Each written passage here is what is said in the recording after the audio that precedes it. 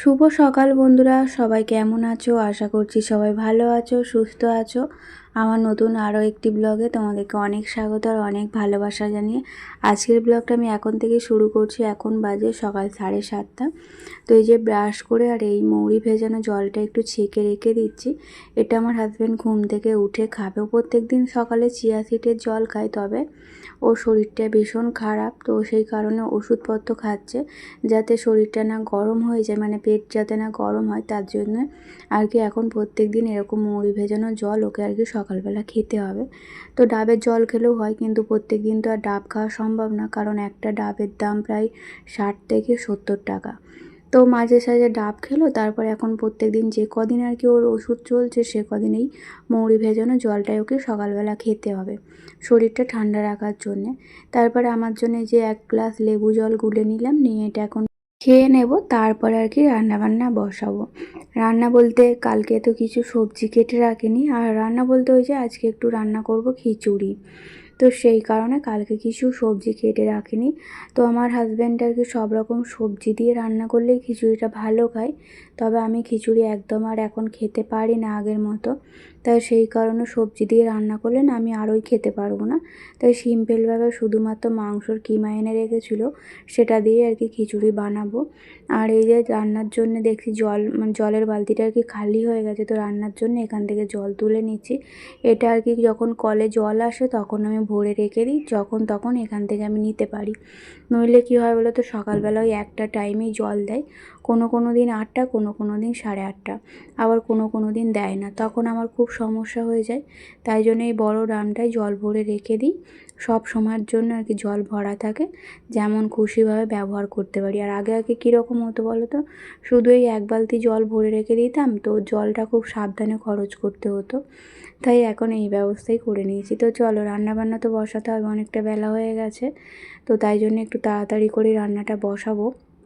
রান্না বসিয়ে দিয়ে ভেবেছিলাম যে ঘর দালান ঝাড়ু দিয়ে আর করে রেখে দেবো, তারপরে বাদবাকি রান্নাটা করব। কিন্তু এই যে এইসব সমস্ত সবজিগুলো কাটা ছিল না, কালকে আর কাটিনি, তো সেইগুলো আর কি বসে বসে এখন কাটলাম। সমস্তটাই জোগাড় করে নিয়েছি, শুধুমাত্র রান্না বসানোর অপেক্ষার। এখন আমি চা বানাইনি, আজকে চা করে ফ্ল্যাক্সে রাখিনি, ভাবলাম রান্নাটা বসানোর আগে চাটা করে নিয়ে তারপরে আর কি রান্নাটা বসাবো। এদিকে ভাতটা বসিয়ে দিয়েছি, ভাত আর ডালে চালে আর কি, ডালে চালে বলছি 2 রকম ডাল মিশিয়ে ধুয়ে রেখেছিলাম, সেটাও এখন দিয়ে দিলাম। আসলে চালটা একটু সেদ্ধ হতে সময় লাগে, তাই চালটা একটু আগে দিয়ে দিয়েছিলাম, কিছুক্ষণ ফুটে যাওয়ার পর তারপরে আর কি ডালগুলো দিয়ে দিলাম। আর আমি শুধুমাত্র মুগের ডালেরই করি, তো আজকে একটু ইচ্ছে হলো যে মসুর ডালটা আর কি মিক্স করে দেব। আর এখানে কয়েকটা নতুন আলু ছিল, তো কি করব না করব ভাবছিলাম। খিচুড়ির সঙ্গে একটু বেগুন ভাজা হলে ভালো হতো, তবে বেগুনটা এই মুহূর্তে নেই, তাই এই ছোটো কয়েকটা আলু ছিল সেগুলোই গোল গোল করে কেটে নিয়েছি, এগুলো ভাজবো। আর কালকে মশলার পেস্ট যে ছিল না, সেটা কালকেও আমার খেয়াল ছিল না, তাই রান্না বসাতে আজকে অনেকটাই লেট হয়ে গেল। তাড়াতাড়ি উঠলে কি হবে, এদিকে সমস্তটা জোগাড় করে রান্না বসাতে লেট হয়ে গেছে। তো এই যে মিক্সিতে মশলা সব করে নিয়ে চলে এসেছি, আদা রসুন সমস্তটাই বেটে নিয়েছি, একদম সারা সপ্তাহের জন্য বেটে নিয়েছি, নইলে আমাকে সেই সপ্তাহের মাঝখানে আবার অসুবিধা হয়ে যাবে। তো আমি এরকমভাবেই আর কি সারা সপ্তাহের মশলা একবারে করে রেখে দিই, তার দিকে কাজের অনেকটা সুবিধা হয়। সকালবেলায় তাড়াহুড়োর মধ্যে, জানোই তো সবার কাজ থাকে সকালবেলাটায়, মানে ব্যস্ত সময় হচ্ছে সকালবেলাটা। সকাল থেকে উঠে মানে কি বলবো, নিঃশ্বাস ফেলার সময় পায় না, এতই ব্যস্ত থাকে সকালটা। আর মেয়ের স্কুল থাকলে তো আরোই ব্যস্ত থাকে। এখন যদিও বা স্কুল নেই, তবে একটু মানে অতটা চাপ নেই, কিন্তু স্কুল থাকলে তখন আরোই ব্যস্ত। রান্না, মেয়ের টিফিন সব দিক সামলাতে গিয়ে একদম নাজেহাল অবস্থা হয়ে যায়। তো এখন কিছুদিন একটু আরাম করে নিই, তারপরে আবার 13 তারিখ থেকে স্কুল খুলে যাবে, তখন আবার যুদ্ধ শুরু হয়ে যাবে আমার। তারপরে এই যে দেখো একটু গ্রিলগুলো না মাকড়সার জালে ভরে গিয়েছিলো, তো এই ঝাড়ু দিয়ে একটু একটু ঝেড়ে দিলে, মানে 2-1 দিন ছাড়া ছাড়া এগুলো একটু পরিষ্কার করে নিলে, তাহলে ঘর দালানটা অত নোংরা হয় না। আর আমি তো সব সময় ঘর দালান পরিষ্কার পরিচ্ছন্ন রাখার চেষ্টা করি, আমার একদম ভালো লাগে না ঘর দালান নোংরা হয়ে থাকলে, অগোছালো হয়ে থাকলে, যেটা একদমই দেখতে আমি পছন্দ করি না। তাই সব সময় এরকম যখনই সময় পাই তখনই টিপটপ করে আর কি গুছিয়ে রাখার চেষ্টা করি। কাজের মধ্যেও কিন্তু এই ঘর সাজানো মানে যাই আর কি, বুদ্ধি করে একটু কাজ করলে সব দিকটা এক হাতে সামলানো যায়। এখানটা যেহেতু ছাড়লাম তো মেশিনের এখানটাও অনেক ধুলো পড়লো, তো তাই জন্য ভাবলাম মেশিনের এখানটা একটু পরিষ্কার করে নিই। এমনিতেও এই জায়গাগুলো আমাকে 2-1 দিন ছাড়া ছাড়াই পরিষ্কার করতে হয়, রোজ রোজ করি না। তো রোজ রোজ একই জিনিস পরিষ্কার করতে নিজেরও একটা বিরক্ত লেগে যাবে, তাই 2-1 দিন ছাড়া ছাড়া এই ডাস্টিংয়ের কাজগুলো করি। তো ভাগ করে করে করি, সব একদিনে করতে যায় না, একদিনে করতে গেলে আমার নিজেরই সময় পাবো না আর কি। তো তাই জন্য কী করি বলো তো, ভাগ করে করে করি। আজকে যদি এটা করি, এটা আবার 2 দিন পর করব, তো এই জায়গায় আবার অন্য কিছু করি কালকে, এরকমভাবে করি। ধরো কালকে আর কি আমি আলমারি, শোকেস এগুলো পরিষ্কার করেছি, আজকে যেমন বাইরেটা পরিষ্কার করছি, এরকমভাবে ভাগ করে করে করলে তাহলে কী হয়, কাজের অতটা আর কি চাপ থাকে না আর তাড়াহুড়ো করতে হয় না। তো যাই হোক, বিছানাপত্র সব গুছিয়ে নিয়েছিলাম, মেয়ে ঘুম থেকে উঠে পড়েছে, এখন বাজে ওই 8:30, 8:30 বলবো না, 9টার মতো বাজে। তো মেয়েকে ডাকলাম, ও উঠেই বলছে কি টিফিন খাবো, তো ওর জন্য টিফিনের একটু ব্যবস্থা করতে হবে। ব্যবস্থা বলতে আমি ওই যে কিমা আর কি কেটে রেখেছিলাম কালকে, কালকে না, যেদিন এনেছিল সেদিনকে তো কেটে পরিষ্কার করে ধুয়ে রেখেছিলাম, ওটাই আর কি কষা রান্না, মানে আগে তো কষে নিতে হবে তারপরে আর কি খিচুড়ির মধ্যে দেবো। তো ভাবছি এদিকে একটুখানি কষা মাংস তুলে দেবো, মেয়ে তাহলে একটু রুটি খেয়ে নিতে পারবে। আর এই যে দেখো, মাংসটা একদম বরফ জমে গেছিলো, কিছুতেই ছাড়াতে পারছিলাম না, জল দিয়ে অনেকক্ষণ রেখে দিয়েছিলাম নর্মাল হওয়ার জন্য। তো যখন দেখলাম ছাড়েনি, মানে অর্ধেকটা ছেড়ে গেছে, অর্ধেকটা একদম এঁটে বসেছিল, তো সেটা সমেত কড়ার মধ্যে দিয়ে আর চাপা দিয়ে দিয়েছিলাম।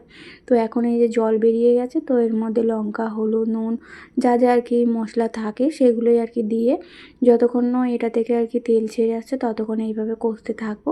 তারপর কষানো হয়ে গেলে এটা হাঁড়ির মধ্যে দিয়ে দেবো। আর ওদিকে কিন্তু আমার চাল ডাল সেদ্ধ হয়ে গেছে, শুধুমাত্র মাংসটা কষে দিয়ে দিলেই হয়ে যাবে। আর আলু ভাজা তো হয়েই গেছে।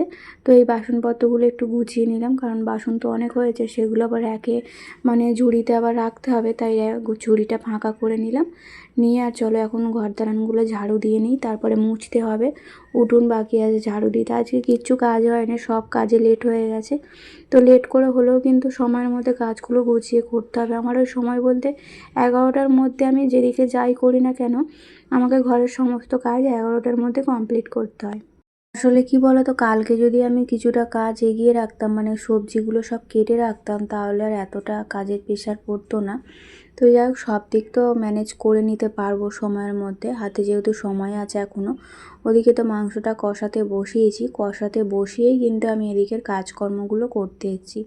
তো যতক্ষণ আর কি কষা হচ্ছে, আর মাংসটা তো সেদ্ধ হতেও সময় লাগবে, আমি তো আর আলাদা করে জল দিয়ে মাংসটা সেদ্ধ করব না, এই কষতে কষতেই সেদ্ধ করে নেব, তাই জন্য একটু সময় ধরে আর কি করছি। আর এমনিতেও আমি যখন মাংস রান্না করি তখন আমি কিন্তু অনেক সময় নিয়েই আর কি মাংসটা কষে কষে রান্না করি, তাহলে কী হয় বলো তো, মাংসটা খেতে খুব ভালো হয়। আর আমি তো মাংস আর কি যখন রান্না করি তখন লেবু মাখিয়ে রাখি, আর একটুখানি তেলে ভেজেও নিই, তো আমি নইলে খেতে পারি না। আমি কেন, আমাদের বলছি, আমার হাজব্যান্ডও খেতে পারে না। তো মুরগির যে একটা কাঁচা গন্ধ, সেটা যেন লেবু না মাখালে যায়ই না। তো লেবু মাখিয়ে 1/2 ঘন্টা 1 ঘন্টা রেখে দিই, তারপরে আর কি রান্না করি।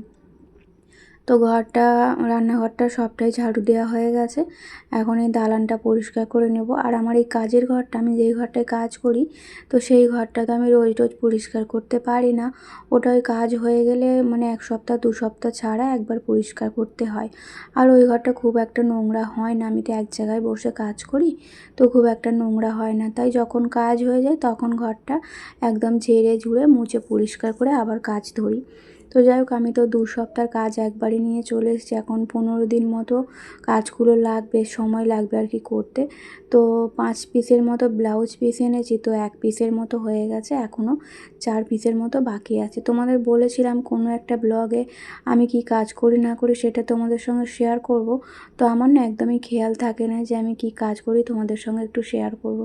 প্রত্যেক দিন এই যে ঘরের সংসারে কাজ করতে করতে মাথা থেকে বেরিয়েই যায় যে তোমাদের সঙ্গে শেয়ার করবো। আর আমার তো 11টার মধ্যে ঘরের কাজ হয়ে যায়, তারপরে আমি কিন্তু কাজে বসে পড়ি, এখন 1টা 1:30 পর্যন্ত কাজ করি, তারপরে দুপুরের খাবার খেয়ে আবার কিন্তু 1/2 ঘন্টার মধ্যে কাজে বসে পড়ি, আর একদম সেই সন্ধ্যেবেলা কাজ থেকে উঠে রান্নাবান্না করি।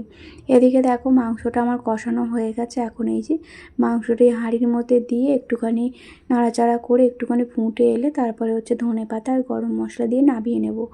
এর মধ্যে কিন্তু আমি আগে যখন রান্না করতাম তখন গাজর, বিম, তারপরে হচ্ছে ফুলকপি, আলু সব রকম দিয়েই কিন্তু রান্না করতাম। তবে আমি এখন ওসব দিলে না একদম খেতে পারি না। মানে সবজি দেওয়ার পর যে গন্ধটা খিচুড়ি থেকে আসে ওই গন্ধটা আমি আর নিতে পারি না। তো তাই জন্যে সিম্পলভাবেই রান্না করলাম। আর এই যে আদা রসুনের পেস্টগুলো করে রেখেছিলাম সেগুলো কিছু কৌটোতে ঢালা হয়নি। তো এই যে কৌটোর মধ্যে ঢেলে এখন ফ্রিজের মধ্যে ঢুকিয়ে রেখে দেবো। এই হচ্ছে আমার সারা সপ্তাহের মশলা। তো মশলাটা ওই ছাড়াতেই একটু সময় লাগে, মানে মশলা বলছি রসুনটা ছাড়াতেই একটু সময় লাগে। তারপরে ছাড়ানো হয়ে গেলে করে রেখে দিলে এখন সারা সপ্তাহ নিশ্চিন্তে রান্নাবান্না করতে পারবো। আর আমার ফ্রিজ কিন্তু পুরোই ফাঁকা। সবজি আছে, সারা সপ্তাহের সবজি কেনা আছে, কিন্তু সেগুলোকে গুছিয়ে রাখি বলে না ফ্রিজটা অনেকটা ফাঁকা থাকে। তো এই যে এখন একটু ধনেপাতা দিয়ে দেবো, তারপরে একটু গরম মশলা দিয়ে দেবো। আর শীতকাল মানেই তো মানে কী বলবো, প্রত্যেকটা তরকারিতে ধনেপাতা দিলে বেশ ভালোই হয়। প্রত্যেকটা না, মানে যেগুলো দেওয়া সেগুলো দিতে হয়, আমি প্রত্যেকটা তরকারিতে দিই না। যেমন ধরো যদি মাছের ঝোল করি পাতলা করে, সেখানে একদম সিম্পলভাবে রান্না করি, সেখানে কিন্তু ধনেপাতা দিলে আমার একদম ভালো লাগবে না। তো কার কী লাগে জানি না, আমার একদম ভালো লাগে না, তাই আমি দিই না। তো যেগুলো দিলে হয় সেগুলোতে দিই। তো রান্না তো সব হয়ে গেছে, গ্যাসটা এখনও মোছা হয়নি, বাসনপত্র সব বাইরে বার করে দিয়ে এলাম। দিয়ে এসে ভাবলাম আগে এই জায়গাটা মুছে দিই। মানে দালানটা একটু মুছে দিলে কী হয় বলো তো, আমার মেয়ে আবার ছাতু গুলতে আসবে, মানে আমার হাজব্যান্ড আর কি ছাতু খাবে টিফিনে। তো ওই জন্য ভাবলাম দালানটা মুছে দিলে শুকনো হয়ে গেলেও তবু ছাতুটা গুলে রাখতে পারবে। 10টা তো বাজতে যায়, আমার হাজব্যান্ড আর কি একটু পরেই চলে আসবে, আর এসে ছাতু খেয়ে আবার বেরিয়ে যাবে। তাই আগে থেকে একটু গুলে রাখলে তখন আর তাড়াহুড়ো করতে হয় না। আর আমার হাজব্যান্ডের হাতে একদম সময় থাকে না যে এসে 5-10 মিনিট বসবে, গুলে দেবো তারপরে খাবে। তাই আগে থেকে আর কি সবটাই রেডি করে রেখে দিতে হয়। মাঝে মধ্যে যখন তোমাদের সঙ্গে এরকম কথা বলি না, তখন মানে কি বলবো, এক দিন আমার এরকম হয়, ভয়েস দিতে খুব অসুবিধা হয়, মানে কথা বলতে বলতে হাঁপিয়ে যায়। তো কথা একটার উপর একটা চেপে যায়, জড়িয়ে যায়, এরকম মাঝে সাঝে আমার হয় আর কি। এক সময় তো এমন অসুবিধার মধ্যে মানে পড়ে যায়, তখন আর ভয়েস দিতেই পারি না, হাঁপিয়ে যায়। একটানা একভাবে কথা বলি তো হাঁপিয়ে যায়। তো যাই হোক, ঘর দালান সব পরিষ্কার করা হয়ে গেল। আর এখন এই যে দেখো অনেক বাসনপত্র জমে আছে, সেগুলো একটা একটা করে সব মাজবো। তো মপটা ভালো করে ধুয়ে এখন রোদ্দুরে মিলে দিতে হবে, নইলে এইভাবে থাকতে থাকতে মপটা তাড়াতাড়ি নষ্ট হয়ে যাবে। তো প্রত্যেকদিন ঘর মোছার পর এই মপটা ভালো করে ধুয়ে আমি রোদ্দুরে দিয়ে দিই। তো এই যে দেখো এই কয়েকটা বাসন আছে, এগুলো এখন মাজবো। তারপরে হচ্ছে চান করবো, পুজো করব, টিফিন করব। তো আজকে টিফিন করতে করতে 11টা বাজবে। আর আজকে না বুধবার, তোমাদের বলা হয় না। তো দুপুরবেলা খাওয়া দাওয়া করার পর আবার মানে কালকের জন্যে কিছুটা কাজ আগিয়ে রাখতে হবে, মানে পুজোর জোগাড়। পুজোর জোগাড় বলতে আগের দিন ওই পেতলের বাসনপত্রগুলো মেজে রাখলে না পরের দিনকে তবু একটু তাড়াতাড়ি কাজ, মানে পুজোটা আর কি করতে পারবো। বৃহস্পতিবারে পুজোটা একটু তাড়াতাড়ি করার চেষ্টা করি, তাই আগের দিন মানে বুধবার এই বিকেলবেলা বাসনপত্রগুলো মেজে রাখলে পরের দিনকে না অনেকটা কাজের চাপ কমে। নইলে কী হয় বলো তো, এই রান্নাবান্না করার পর তারপরে ওই ঠাকুরের মানে চান টান করে ঠাকুরের বাসন মেজে পুজো করতে করতে প্রায় 12টা বেজে যাবে। তাই আগের দিনকে ওই আধ ঘন্টা 1 ঘন্টা হাতে সময় নিয়ে বাসনগুলো মেজে রাখি। বাসনপত্র তো সব মানে মাজা হয়ে গেল আর ধোয়াও হয়ে গেল। এখন কাজ বলতে কিছু সেরকম কাজ নেই, এখন চান করব, করে তারপরে হচ্ছে পুজো করব। তো তার আগে গ্যাসটা মুছতে হবে, কারণ গ্যাসটা এখনও পর্যন্ত মোছা হয়নি। তো তখন তো ঘরটা মুছতে ব্যস্ত হয়ে পড়েছিলাম, গ্যাসের কথা ভুলেই গিয়েছিলাম। তো এখন এই যে গ্যাসটা মুছতে চলে এসেছি, গ্যাস না মুছলে তো হয় না। আর আমার প্রত্যেক দিন এরকম আর কি মানে কি বলবো, সাবান জালি দিয়ে ভালো করে ঘষে মেজে গ্যাসটা না পরিষ্কার করলে, গ্যাসের এই জায়গাটা যদি নোংরা হয়ে থাকে আমার মাথা মানে কি বলবো খুব গরম হয়ে যায়। তাই রান্নার পর আগে আমি কোনো কাজে হাত দিই না, আগে গ্যাসটা ভালো করে মুছে পরিষ্কার করে নিই, তারপরে বাদবাকি ঘরের কাজকর্মগুলো করি। কিন্তু আজকে ওই ঘর মোছার চক্করে ভুলেই গিয়েছিলাম গ্যাসের কথা। তো গ্যাসটা মুছে চান করে আর এখন এই পুজো করে নিলাম। আর এই যে আমার হলুদ শাড়িটা, এটা পরেই কিন্তু আমি পুজো করি, এটা পরেই পুজো করতে হয়। কারণ বাইরে আমাদের, বাইরে বলতে আমাদের দালানে আর কি ঠাকুর আছে বগলামুখী। তো ওনার পুজো করতে গেলে এরকম হলুদ হলুদ বস্ত্র পরে পুজো করতে হয়। তাই হলুদ কাপড়টা যখন পরি তখন আবার খুলবো, তাই সব ঠাকুরের পুজো আর কি হলুদ বস্ত্র দিয়েই করে নিই। তো যাই হোক, এখন পুজো টুজো হয়ে গেছে, চুল টুলে আঁচড়াবো, ক্রিম মাখবো। শীতকালে একটু স্কিন কেয়ার না করলে হয় না, কারণ স্কিনগুলো একটু টান টান হয়ে যায়। এখন যেহেতু গরম পড়ে যাচ্ছে, তাও মানে শীতটা এখনও একটু আধটু আছে, সকালের দিকে রাত্রির দিকে ভালো বোঝা যায়। বেলা হলে রোদ্দুর উঠলে তখন আর শীতটা বোঝা যায় না। গরম যেহেতু পড়ে যাচ্ছে তো বেলার দিকে রোদ্দুরের তাপটা একটু বেশি থাকে, শীতের তুলনায় এখন তো রোদ্দুরের তাপটা একটু বেশি থাকে, তাই অতটা বেলাতে বোঝা যায় না যে ঠান্ডা আছে কি না। তো সন্ধ্যাবেলায় সকালবেলায় একটু বোঝা যায়। আর এখন তো আমার মানে কি বলবো, এই দুদিন দেখতে পাচ্ছি সকালের দিকটা খুব ঠান্ডা লাগছে, তাই জন্য ঘরের কাজকর্ম করতে গেলে সোয়েটারটা আগে পরতে হয়। সকালবেলা উঠে নাইটি চেঞ্জ করে আগে সোয়েটার পরে নিই। তো বন্ধুরা চলো আজকের ব্লগটা এই পর্যন্তই, সবাই ভালো থেকো, টাটা।